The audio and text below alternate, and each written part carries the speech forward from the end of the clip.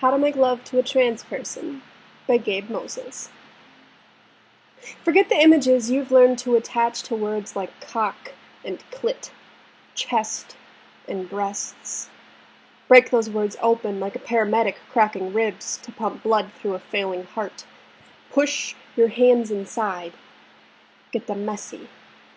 Scratch new definitions on the bones. Get rid of the old words altogether. Make up new words. Call it a click or a ditto. Call it the sound he makes when you brush your hand against it through his jeans. When you can hear his heart knocking on the back of his teeth and every cell in his body is breathing. Make the arch of her back language.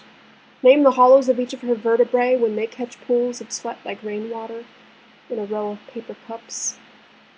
Align your teeth with this alphabet of her spine so every word is weighted with the salt of her. When you peel layers of clothing from his skin, do not act as though you are changing dressings on a trauma patient, even though it's highly likely that you are. Do not ask if she's had surgery. Do not tell him that the needle-point bruises on his thighs look like they hurt.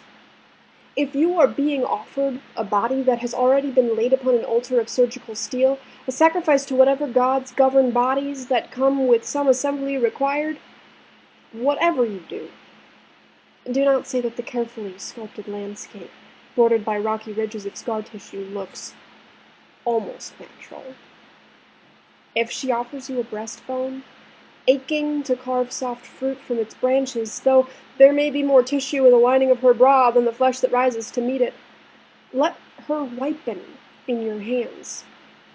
Imagine if she'd lost those swells to cancer, diabetes, a car accident instead of an accident of genetics. Would you think of her as less of a woman then? Then think of her as less no one now.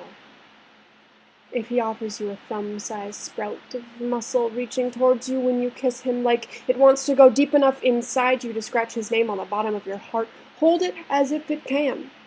In your hand, in your mouth, inside the nest of your pelvic bones, though his skin may hardly do more than brush yours, you will feel him deeper than you think. Realize that bodies are only a fraction of who we are. They're just oddly shaped vessels for hearts. And honestly, they can barely contain us. We strain at their seams with every breath we take. We are all pulse and sweat, tissue and nerve ending. We are programmed to grope and fumble until we get it right. Bodies have been learning each other forever. It's what bodies do. They are grab bags of parts, and half the fun is figuring out all the different ways we can fit them together.